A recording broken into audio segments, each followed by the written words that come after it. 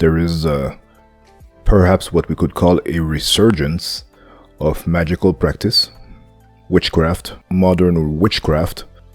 And the problem with this is, depending on what kind of magic people are practicing, especially the practitioners of black magic, even though you may claim that it's not evil, and it's not necessarily evil per se, but still, even though you may claim it's not something bad to do, the truth is, if you worship entities that aren't spiritual in nature, that are of the astral type, that are of the lower type, if you are invocating demons, for example, they may give you stuff that you like. They may help you get or achieve or reach some kind of material or psychological goals, but these entities do not favor the soul. They favor the mortal aspect of yourself, the impermanent aspect of yourself. They boost some aspect of your mortal self. They do not boost anything that has to do with your eternal soul. They will give you something that pleases you or something that you want to achieve physically, astrally, or mentally, and nothing beyond that. Because they can't. They have nothing else than that. Their consciousness is of another type. It's not like a human consciousness. These beings have no light. They have none of the light that is the nature of our soul as humans. So they can't really help you with what's really important. They can only help you with what's passing. They can only help you with what's impermanent.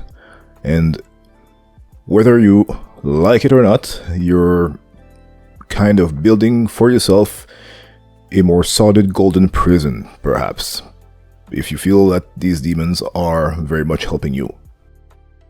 You are building for yourself a more solid, more difficult to break, harder to break, perhaps golden prison, which is going to turn eventually into a very, very painful place to be stuck in, because it's not going to stay golden forever, all things being impermanent by nature and changing. So, practitioners of magic, my suggestion is study magic if you want, and even invoke entities if you want, but choose them carefully, very carefully.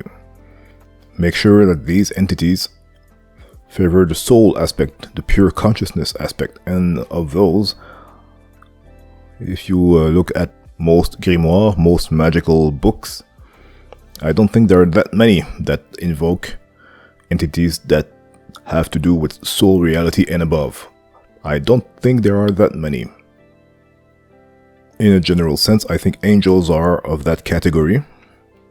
A lot of, perhaps a number of gods from the Hindu pantheon are pretty good enough, I guess.